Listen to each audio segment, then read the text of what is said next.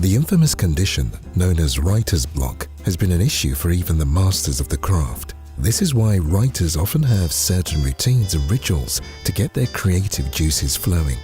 While this obstacle is associated as being exclusive to writers, we can all relate to the feeling of being stuck in our work. Sometimes a task comes along that we just can't find the answers for. We procrastinate and ultimately become much less productive because of this block we're facing.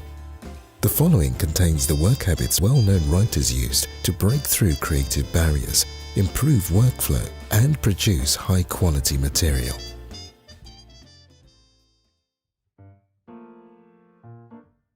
Stephen King. Notorious for his fast-paced output of work, King has published over 50 novels in his career and has sold as many as 350 million copies worldwide. Due to the fear of overwhelming his audience with too many books, he even started writing under the pen name Richard Bachman. When confronted on his secret, King confessed, "I try to get 6 pages a day. When I'm working, I work every day, 3-4 hours, and I try to get those 6 pages." By making the daily commitment of steady progress and rarely allowing himself to falter, King is able to produce large amounts of work in a short frame of time. He also credits his creativity to his routine. He sits down at his desk at the same time every morning, drinks tea, and listens to music. The arrangement of his workspace remains unchanged with nothing out of place. The cumulative purpose of doing these things the same way every day seems to be a way of saying to the mind, "You're going to be dreaming soon."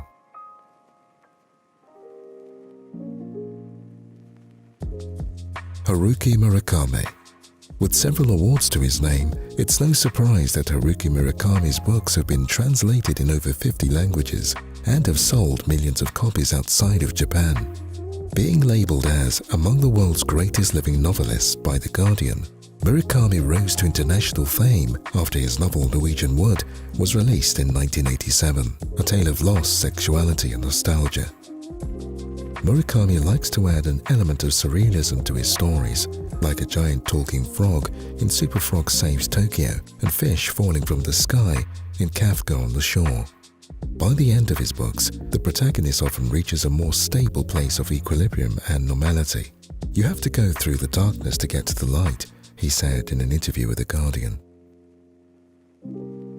His intense routine perhaps mirrors this philosophy, which is said to be challenging for Murakami, but ultimately helps him to produce his best work. He wakes at 4 a.m., writes for 4 to 6 hours, then goes on a 10-kilometer run or a 1,500-meter swim, sometimes both. He believes if he is physically and mentally strong, then his writing will be strong. For Murakami, writing a novel is an opportunity to push himself. Writing a long novel is like survival training. Physical strength is as necessary as artistic sensitivity. He says that the repetition of his routine lulls his mind into the right state for productivity. The repetition itself becomes the important thing. I mesmerize myself to reach a deeper state of mind.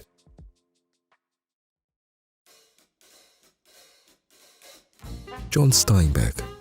While studying at Stanford University on and off from 1920, Steinbeck worked manual labor jobs and dropped out without finishing his degree.